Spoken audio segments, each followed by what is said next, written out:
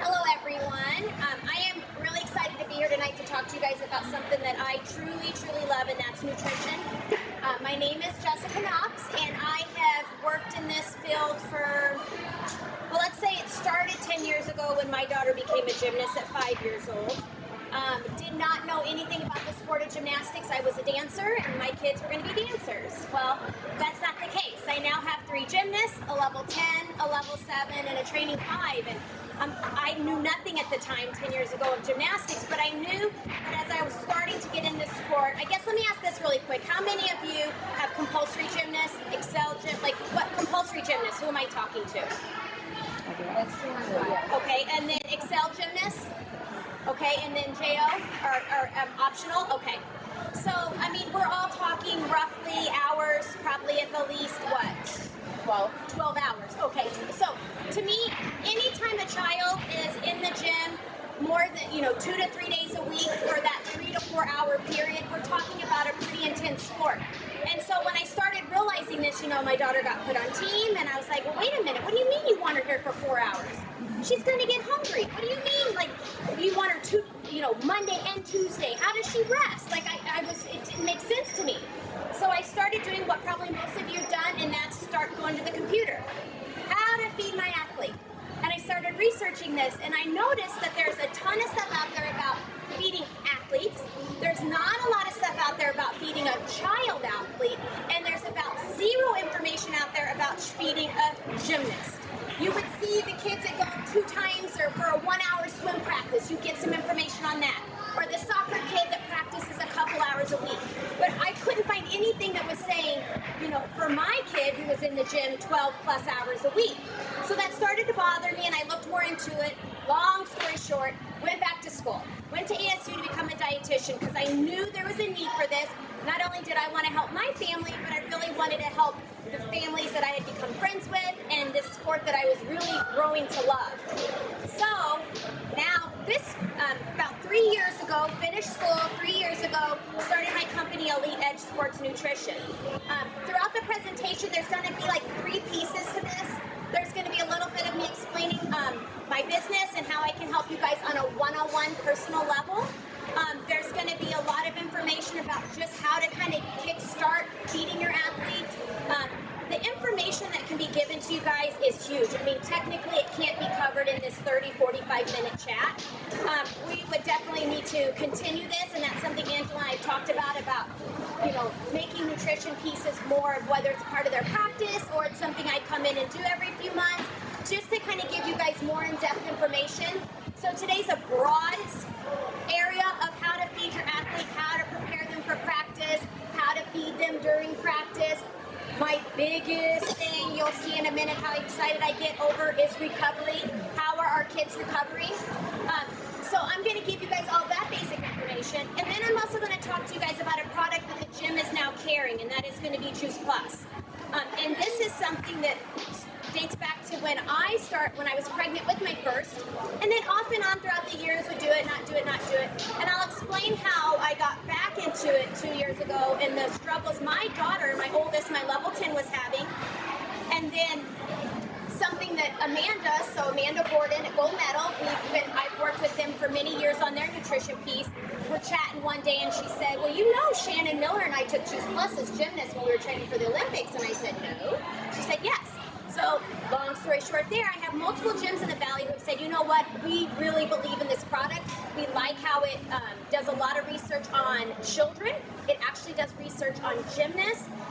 There's a lot of great things, and they want to offer it. And now NVG is one of those gyms who says, you know what, we want to provide this product for our gymnasts as well. So that's going to be something that's going to be available through the gym.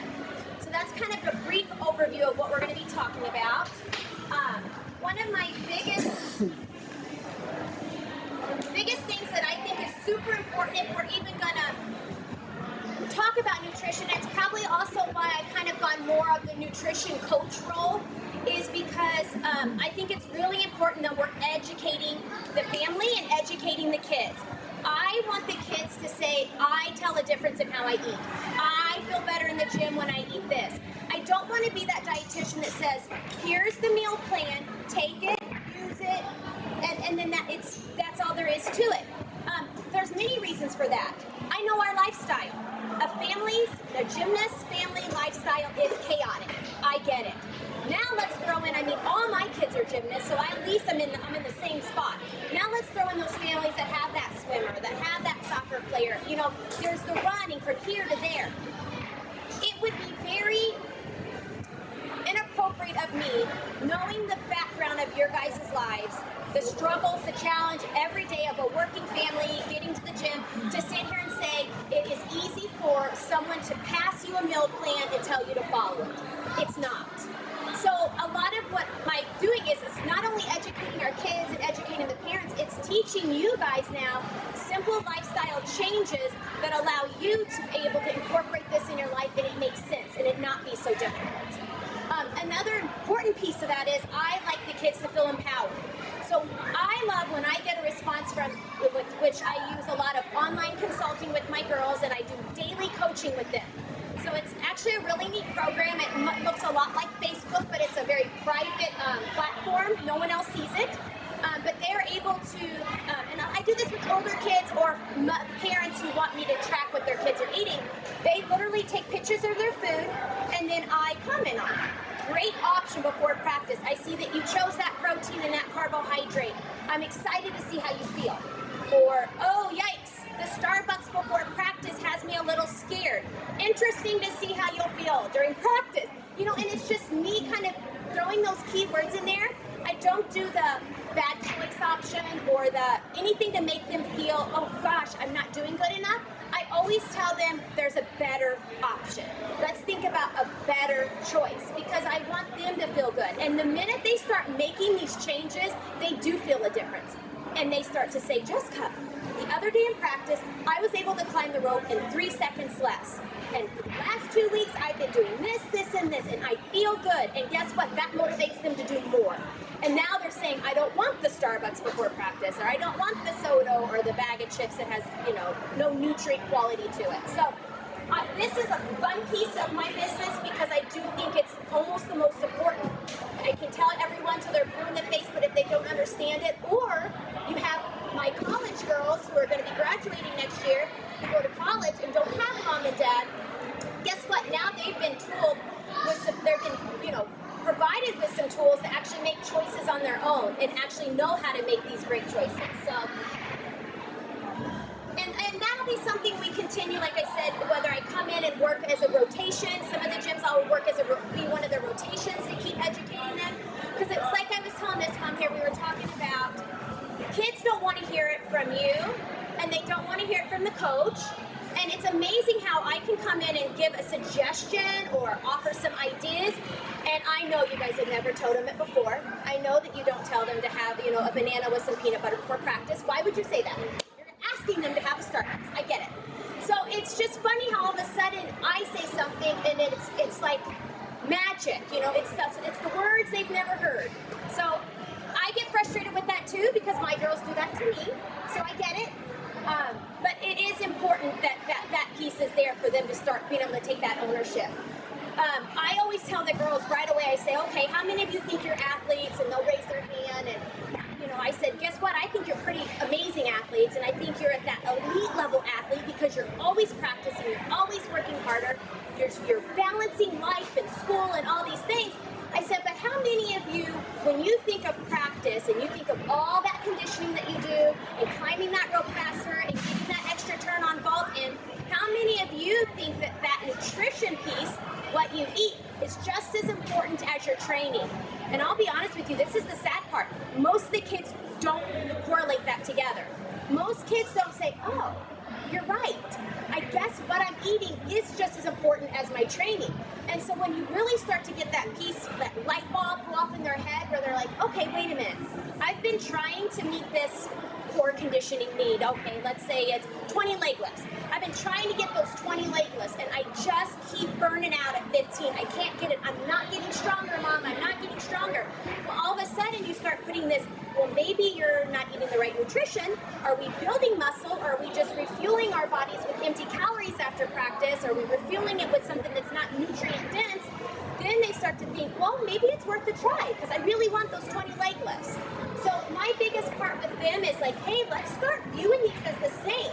Our nutrition, what we put in our body, what we fuel our body is just as important as how many push-ups we do in practice, how many leg lifts we do. And that then starts to tie into then the food that we're eating. And there's two types of foods. I'm not a big person that likes to talk about calories. I never talk about calories with kids. I never talk about weight with kids. My keywords are performance, performance, performance, performance. And then I'm always talking to them about, and obviously macronutrient, micronutrient to a child is like, what are those words? But I want them to think about carbohydrates, and they need to be knowledged in these options. What is a carbohydrate? What is a protein? What is a fat? Because if they know that, and they start to learn that there's certain times a day that I can eat these foods and be the best and perform better, then that's going to enable them to start making those better choices. So we all know carbohydrates are our whole grains, our oats, our rice, quinoa. I'm a big quinoa person. Our proteins are going to be our chicken, our eggs, some nuts. But a lot of times people always think nuts as a protein. It is a protein source, but it's also your big fat source. And it's a good fat. So it's great to count that as your fat, but don't get carried away with nuts, okay? So I always kind of tell everyone, on a lot of my girls, I'll put like a fourth of a cup in a baggie, and that's their daily need. And whether that's something they have on the floor and they're just snacking on in between events, or that's something they take to school because it's really easy to take out of the backpack. But I try not to go past that fourth a cup a day. And then you've got your micronutrients, which I feel like always get ignored, and that's your vitamins and your minerals. Those are those things that are your rich antioxidants that are coming from your fruits and your vegetables. So I mentioned that word macros, and I think, I don't know if you guys have seen this, but it actually is starting to become more of a trend, I guess you would say. I mean, for the longest time, people in the nutrition industry always think of our food as macros. Okay, are you getting enough carbohydrates? Are you getting enough protein? And we're not so much on calories. And I think it's important to understand that because it's no different than when they did that Twinkie diet. That guy, do you guys remember that? That guy ate, I don't even remember the details, but let's say it was 1,000 calories in Twinkies every day. Well, he lost weight because 1,000, calories in, calories out. That'll never change. But guess what? His insides were, he was inflamed. His arteries were horrible. That is horrible nutrition. That's not anything going in there that's reducing any of those free radicals that are caused by the stress of our body, by our environment. So it's so important that the kids understand it's about the nutrition you're putting in, that nutrient-dense food that's actually going in, recovering, healing, rebuilding, those type of key words. This is this would be a piece of, this is hard to explain today, and it's very personalized. So some people, this would be a piece that you guys could reach out to me if you're more interested in, okay, I really would like to iron out what exactly my child needs, what exactly I need. And again, like I was telling her earlier, I kind of start with that baseline, that average, and tell you guys, but with the communication through how she's been feeling, is she getting hungry, because I don't want them getting hungry, all these different points, then we adjust these numbers.